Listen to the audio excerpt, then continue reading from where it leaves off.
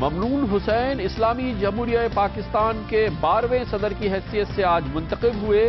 چاروں صوبوں سے انہیں ووٹ ملے۔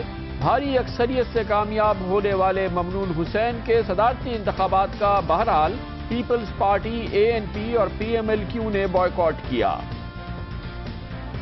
دہشت گردوں نے DI خان جیل کل رات دھماکوں سے اڑا دی، سینکڑوں قیدی چھڑا لیے۔ خیبر پختونخوا میں مخلوط حکومت سکتے میں نظر آ رہی ہے۔ نواز حکومت قدم جمائے، ابھی لگتا ہے اس کے لیے وقت درکار ہے اور حالات اتنے سازگار نہ ہو پائے جتنی توقع تھی۔ آج جواب دیں گے وفاقی وزیر اطلاعات و نشریات سینیٹر پرویز رشید۔ خدمت خلق ثواب جاریہ سیریز میں آج ہمارا فوکس ہوگا دی سٹیزن فاؤنڈیشن، سینکڑوں مفت اسکول بنانے والی بہترین تنظیم۔ دن بھر کی اہم ترین خبروں، تبصروں اور تجزیوں کے ساتھ آپ دیکھ رہے ہیں پروگرام آج کامران خان کے ساتھ۔ السلام علیکم، میں ہوں کامران خان۔ پاکستان میں انتقال اقتدار کا مرحلہ آج مکمل ہو گیا ہے اور صدارتی انتخابات ہو گئے ہیں، جس کے نتیجے میں پاکستان مسلم لیگ نون سے تعلق رکھنے والے ممنون حسین بھاری اکثریت سے پاکستان کے نئے صدر منتخب ہو گئے ہیں۔ ان کا مقابلہ پاکستان تحریک انصاف کے جسٹس ریٹائرڈ وجیہ الدین احمد سے تھا۔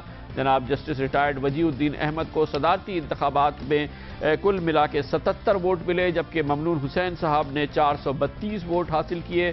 کوئی مقابلہ نہیں تھا۔ جناب ممنون حسین کو پاکستان کے چاروں صوبوں سے ووٹ ملے، کثیر تعداد میں انہیں ووٹ حاصل ہوئے۔ جسٹس ریٹائرڈ وجیہ الدین کو خیبر پختونخوا میں جہاں تحریک انصاف کی اکثریت ہے وہاں سے کثیر تعداد میں ووٹ ملے۔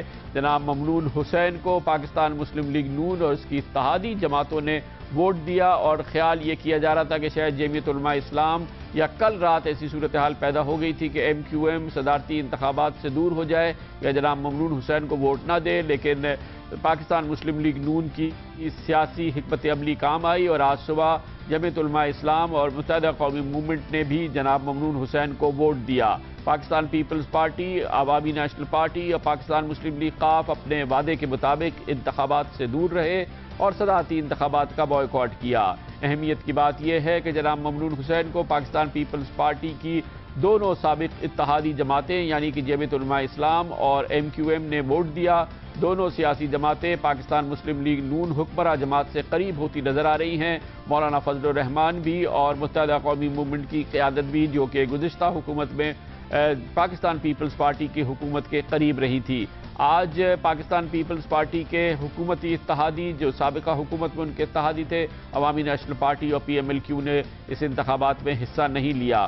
مولانا فضل الرحمان جن کے حوالے سے کل رات گئے تک گو مگو کی کیفیت موجود تھی، لیکن رات گئے پاکستان مسلم لیگ نون کی قیادت نے جناب مولانا فضل الرحمان کو منا لیا اور آج جناب مولانا فضل الرحمان اور ان کی تمام پارلیمنٹیرینز ہنستے مسکراتے گئے اور جناب ممنون حسین کو ووٹ دیا۔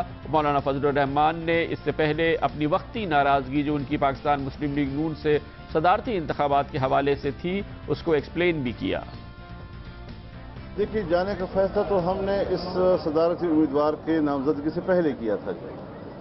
یہ بات ضرور اپنی جگہ پر تھی اور ہم نے یہ بات میاں نواز شریف صاحب سے بھی کہی کہ شاید اس فیصلے ہی کو قبول کر لیتے، لیکن اگر اتحادی جماعتوں کی مشاورت کے بعد اس کو اناؤنس کیا جاتا تو زیادہ بہتر ہوتا، لیکن تاہم چونکہ ایک فیصلہ اب وہ کر چکے تھے تو ایک احساس دلانے کی حد تک یا اپنی ایک رائے ان تک پہنچانے کی حد تک ضرور ہم نے بات کی ہے، لیکن یہ اس لیول کے نہیں کہ جس پر ہم پھر اتحاد کو توڑ دیں اور اس کے خلاف ووٹ ڈالنے کی طرف چلے جائیں۔ جہاں تھوڑا اتحاد اور باہمی تعلق پر کچھ گرد پڑ رہا تھا اس کو جھاڑنا مقصود تھا، اب ضرورت نہیں ہے۔ مولانا فضل الرحمان نے کہا کہ اتحاد پہ جو گرد پڑ رہی تھی اسے ہم نے جھاڑ دیا ہے، اب مزید کچھ کرنے کی صورت نہیں ہے۔ MQM جو کہ گزشتہ دنوں اس بات پہ تیار ہوئی تھی کہ جناب ممنون حسین کو وہ غیر مشروط طور پہ ووٹ دے گی، کل اس کی صورتحال تبدیل ہو رہی تھی جب رات گئے جناب رانا ثناء اللہ کا یہ بیان جس میں انہوں نے متحدہ قومی موومنٹ کے حوالے سے اپنے پرانے جذبات کا اظہار کیا تھا، اس کو کسی صورت سے پاکستان مسلم لیگ نون کی قیادت نے صورتحال پہ قابو پایا، سینیٹر پرویز رشید سے MQM کی حمایت میں ووٹ دلوایا اور اس کا نتیجہ یہ نکلا کہ آج MQM بہرحال پاکستان مسلم لیگ نون کے جناب ممنون حسین کو ووٹ دے رہی تھی اور آج بھرپور طریقے سے ایم کیو ایم نے انتخابات میں حصہ لیا. اس کے ووٹس کی خاص طور پہ سندھ میں بڑی اہمیت ہے، کیونکہ اگر سندھ میں M Q M Mamnoon Hussain صاحب کو ووٹ نہیں دیتی تو بہت کم ووٹ ہوتے ممنون حسین کے، اور یہی وجہ ہے کہ ایم کیو ایم کے ووٹ سے ان کی جو قومی شکل ہے یا قومی جو ان کی پوزیشن ہے وہ برقرار رہی. آج ڈاکٹر فاروق ستار نے اس حوالے سے ایم کیو ایم کے ووٹ کا صدارتی انتخابات میں ممنون حسین کو ووٹ بھی دیا، مگر انہوں نے اس خواہش کا اظہار کیا کہ بہتر ہوتا کہ دوسری سیاسی جماعتیں بھی اس میں حصہ لیتی. صدر کے انتخاب کی تاریخ کو لے کر جو تنازع پیدا ہوا، ہماری بھی یہ خواہش تھی، ہماری بھی یہ خواہش ہے کہ یہ تنازع اگر پیدا نہ ہوتا تو ہم یہ سمجھتے ہیں کہ یہ اور زیادہ بہتر ہوتا. صدر کے انتخاب میں ایک جو لگتا ہے کہ کمی رہ گئی ہے، میں سمجھتا ہوں کہ وہ کمی دور ہو جاتی، اور ہم سب کی یہ خواہش ہے، ہم سب کی یہ خواہش تھی کہ یہ اگر اس میں تنازع پیدا نہ ہوتا. لیکن یہ تھے وہ اتحادی، وہ لوگ، وہ پارٹیاں جنہوں نے کہ جناب ممنون حسین کو ووٹ دیا. پاکستان تحریک انصاف وہ بڑی جماعت ہے جس نے کہ انتخابات میں بھی حصہ لیا اور ممنون حسین صاحب کو ووٹ نہیں دیا. جسٹس ریٹائرڈ وجیہ الدین احمد پاکستان تحریک انصاف کے امیدوار تھے. نتائج توقع کے عین مطابق تھے اور جناب عمران خان کا آج کا تبصرہ بھی توقع کے بالکل عین مطابق. کنٹروورشل تو الیکشن ہو ہی گیا ہے. جب اتنی زیادہ پارٹیز نے الیکشن کا بائیکاٹ کیا تو الیکشن تو کنٹروورشل ہے. جمہوریت کبھی الیکشن میں نہیں ہوتی. جمہوریت صاف اور شفاف الیکشن میں ہوتی ہے.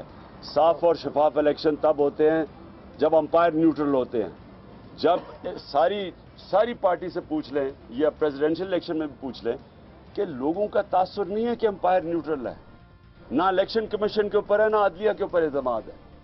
بار بار عمران خان صاحب ہر روز الیکشن کمیشن اور عدلیہ پر اپنے عدم اعتماد کا اظہار کرتے ہیں، اور اس میں دوسری سیاسی جماعتیں ان کے ساتھ شامل ہیں. پیپلز پارٹی روایتی طور پر ہمیشہ سے یہی موقف رکھے ہوئی ہے. عوامی نیشنل پارٹی بھی اب جم کے اس موقف کا اظہار کرتی ہے. عوامی نیشنل پارٹی نے آج انتخابات کا بائیکاٹ کیا اور اس کی وجہ ایک بار پھر ایکسپلین کی سینیٹر زاہد خان نے. یہ جو صورتحال رہی ہے تو میرے خیال میں حکومت نے خود اپنے لیے ایک کرائسس کھڑے کر دیے ہے کہ جو آنے والے وقتوں کا اس کے اثرات اچھے نہیں ہوں گے، نہ جمہوریت کے لیے نہ عوام کے لیے، اور اس کی ذمہ داری حکومت یا الیکشن کمیشن آف پاکستان یا صرف چودھری افتخار صاحب ہوں گے. وہ کسی اور کوئی بھی نہیں ہوگا. اور میں تو یہ کہتا ہوں کہ الیکشن کمیشن کو تو مستعفی ہونا چاہیے، کیونکہ الیکشن کمیشن اپنی کریڈیبلٹی لوز کر چکا ہے. اور یہ موجودہ فخرو بھائی جو ہے وہ فخرو بھائی جو گھر جائے اور اللہ کرے. میرے خیال میں آخر وقت ہے، یہ کام نہ چل سکا نہ چلے گا.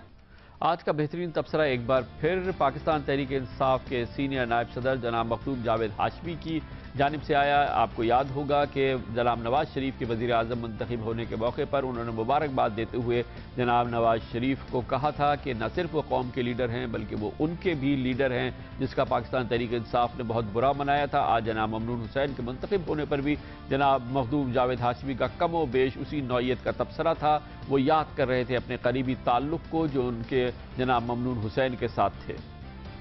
ممنون حسین کو میں ذاتی طور پہ جانتا ہوں، میرے دوست بھی ہیں، ساتھی بھی ہیں. ان کو سندھ کا قائم مقام صدر میں نے بنایا تھا. پھر سندھ کے معاملات بھی میں نے انہی کو دیے. یہ میرے ہاتھ کے لگائے ہوئے عہدے ہیں. میں سمجھتا ہوں ممنون حسین کا منتخب ہونا کوئی سانحہ نہیں ہوگا. ممنون حسین کا صدر منتخب ہونا کوئی سانحہ نہیں ہوگا. جناب جاوید ہاشمی ان سے اپنے پرانے تعلق کا اعادہ کر رہے تھے. کمرشل بریک اور اس کے بعد ذکر کریں گے اس حقیقی سانحے کا جو ہوا کل شب، اور ہوا خیبر پختونخوا کے ڈیرہ اسماعیل خان میں، جہاں پر صوبے کی دوسری بڑی جیل ہے جس پہ کل شب 150 دہشت گردوں نے حملہ کیا، جیل کو تباہ برباد کیا، 250 انتہائی اہم قیدیوں کو چھڑا لیا، اور ایک بار پھر دہشت گردی کے حوالے سے بحران پیدا ہو گیا ہے. اس کا ذکر کرتے ہیں کمرشل بریک کے بعد.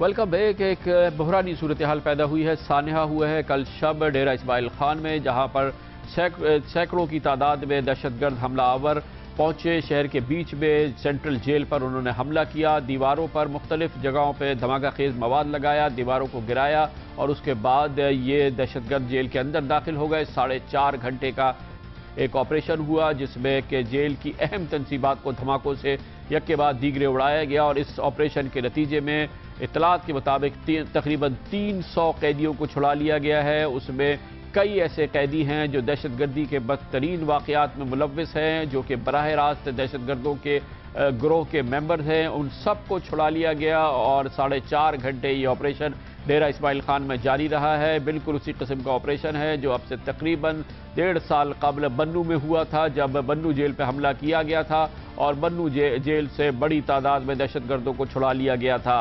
इस वाक़े के हवाले से ये इत्तलात भी हैं कि इंटेलिजेंस इदारों ने इससे पहले इसके हवाले से स्पेसिफिक इंफॉर्मेशन ज़िलाई हुक्काम को और सूबाई हुक्काम को दी थी, लेकिन इस तमाम के बावजूद ये दहशतगर्द हमला भी हुआ। दहशतगर्द कार्रवाई से डेरा इस्माइल खान शहर दहल भी गया और 4.5 घंटे की कार्रवाई के बाद बाआसानी दहशतगर्द अपने तमाम साथियों को और न सिर्फ छुड़ा के ले गए बल्कि जेल में मौजूद सैकड़ों दूसरे कैदियों को भी छुड़ा लिया गया। ये वाक़या इसके असरात भी होंगे और इसके असरात इस तरह से भी नुमायां होंगे कि पहले से जारी दहशतगर्दी की फ़िज़ा में शायद मज़ीद खराबी आए। पिछले 50 दिन के दौरान जब से ये हुकूमत आई है 52 दहशतगर्द हमले पाकिस्तान में हो चुके हैं, जिसमें 271 अफराद पहले ही हलाक हो चुके हैं। दहशतगर्दी के हवाले से इस बदतरीन खबर तज़िया करते हैं और इसकी मज़ीद इनसाइड इंफॉर्मेशन लेते हैं और इसके लिए हमारे साथ इस्लामाबाद में मौजूद हैं नामवर सहाफ़ी और हमारे प्रोग्राम जिरगा के होस्ट जनाब सलीम साफ़ी। बहुत बहुत शुक्रिया सलीम साफ़ी साहब। इस वाक़े के हवाले से आपने जो अब तक मालूमात इकट्ठा की है, जो आम मालूमात है, इसके अलावा क्या हमारे पास इत्तलात है इस हमले के हवाले से? कामरान साहब, एक तो ये इतला है कि इसको कमांड कर रहे थे तालिबान की तरफ से अदनान रशीद, जो कि इससे पहले बन्नू जेल में तालिबान की कार्रवाई के नतीजे में उनको छुड़ा दिया गया था 350 अफराद के साथ। दूसरा, इस मरतबा एक और तशवीशनाक पहलू ये सामने आ गया है कि इसके बारे में इंटेलिजेंस ने पहले से इंफॉर्मेशन दी थी और एक रोज़ पहले उस जेल में तशद्दुद का एक वाक़या हुआ था तो आला हुक्काम ने भी जेल को विज़िट किया था और आज पेशावर के अखबारात में ये प्रेस रिलीज शाया हुआ है कि स्टेशन कमांडर ने भी जेल को विज़िट किया था और वहाँ पे सिक्योरिटी इंतज़ामात का उन्होंने जायज़ा भी लिया था और उस पर इत्मीनान का इजहार भी किया था। अब जब पहले से तैयारी भी थी और इन्फॉर्मेशन भी थी और उसके बावजूद शहर के वस्त में ये सब कुछ हो जाना, इससे तो दो हमें वो मिलते हैं इशारे कि या तो अब विल के साथ साथ कैपेबिलिटीज़ का भी मसला आ गया है सिक्योरिटी फोर्सेस का, और या फिर ये ख़तरनाक रुझान सामने में आया है कि हुक्मरानों की गैर संजीदगी को दे के शायद अब इस रियासत के लिए कोई मरना भी नहीं चाहता, क्योंकि और हुकूमत की बेखबरी का कि आज अभी तक फेडरल गवर्नमेंट का कोई रिएक्शन नहीं है और सूबाई हुकूमत के तर्जुमान आज सुबह तक ये कहते रहे कि वो जो दहशतगर्द थे वो जेल के अंदर घुसने में और दीवार तोड़ने में नाकाम हो गए हैं। तो इससे अंदाज़ा लगाए कि रियासत और हुकूमत कितनी बेखबर है और फिर सिक्योरिटी फोर्सेस या हमारे इदारे उनके यहाँ कैपेबिलिटी या विल का कितना बड़ा मसला। अच्छा, और जो लोग लिए गए हैं, कुछ इत्तलात हैं ये कौन लोग हैं? जनरली हमें पता है कि ज़ाहिर है कि बहुत अहम दहशतगर्द होंगे जिनके लिए कार्रवाई की गई है, लेकिन और उसके क्या असरात हो सकते हैं? एक तो कामरान साहब, डीआई खान जेल जो है वो खैबर पख्तूनख्वा के 3 बड़े जेलों में से एक है। माजी में अमूमन यहाँ सियासी कैदी रखे जाते थे और अब इसमें सिर्फ डीआई खान डिवीज़न के कैदी नहीं होते बल्कि बाकी मुल्क से भी कन्विक्टेड लोग यहाँ पे लाए जाते हैं। जो तालिबान के तर्जुमान हैं उनका कहना यह है कि 30-40 उनके अपने लोग थे जो उन्होंने छुड़ा दिए हैं, लेकिन जाहिर बात है जो बाकी भी लोग हैं वो वही है कि जो संगीन तरीन जराइम में या मुलविस थे या मुलजिम थे या मुजरिम थे। लेकिन जो आपने जो जिसका जिक्र किया विफाक की सतह पर और सूबे की सतह पर भी एक सख्ते का सा आलम है, एक स्टंट है, जैसा लगता है कि रियासत पाकिस्तान इस वाक़े के बाद, और ये पहली बार नहीं हुआ है, दर्जनों इस किस्म के वाक़यात पिछले 5 साल के दौरान हो चुके हैं। इस हवाले से अब आप क्या समझते हैं कि کوئی رسپانس ہوگا نواز شریف حکومت کے لیے؟ تو یہ ایک بڑی مشکل تکلیف دہ صورتحال نظر آتی ہے۔ میرے خیال میں ان کے لیے جتنی تکلیف دہ ہے اس سے زیادہ ہم جیسے لوگوں کے لیے تکلیف دہ یوں ہیں کہ یہی سیٹ اپ تھا، یہی پارٹی تھی جس سے ہم لوگ بے شمار دیگر تحفظات کے باوجود یہ آس لگائے بیٹھے تھے کہ نیشنل سیکیورٹی کے معاملے میں وہ سنجیدگی کا مظاہرہ کرے گی اور شاید کوئی نیشنل سیکیورٹی پالیسی کو ترجیح بنا کے وہ اس معاملے میں دیگر پارٹیوں کے مقابلے میں نسبتاً کامیاب ہوگی۔ اسی طرح خیبر پختونخوا میں ایک دوسری جماعت کی حکومت آ گئی جس کے منشور میں اور دستور میں اس ایشو کو کلیدی حیثیت حاصل تھی تحریک انصاف کی، لیکن دونوں نے بری طرح یوں مایوس کیا ہے کہ ایک تو یہ ہے کہ یہ مسئلہ جو کہ پاکستان کے لیے زندگی اور موت کا مسئلہ ہے ان کی ترجیحات میں نظر نہیں آتا، دوسرا ابھی تک وہ کوئی کاؤنٹر نیریٹو نہیں دے سکے، ابھی تک کوئی نیشنل سیکیورٹی پالیسی نہیں بنا سکے، اور ایسا لگتا ہے کہ اس حکومت کے اقتدار میں آنے کے بعد جو کچھ ہو رہا ہے یک طرفہ ہو رہا ہے۔ بہت بہت شکریہ۔ ہمارے ساتھ تھے سلیم صافی۔ کمرشل بریک اور اس کے بعد ذکر کریں گے ایک موجودہ صورتحال پہ، موجودہ جو پاکستان کی صورتحال ہے، قومی اداروں پر سے جس قسم کے عدم اعتماد کا اظہار ہو رہا ہے اس پر ایک بہت اہم آزاد، ایماندارانہ، دردمندانہ تجزیہ سامنے آیا ہے۔ وہ تجزیہ کیا ہے وہ ہم آپ کو شیئر کریں گے کمرشل بریک کے بعد۔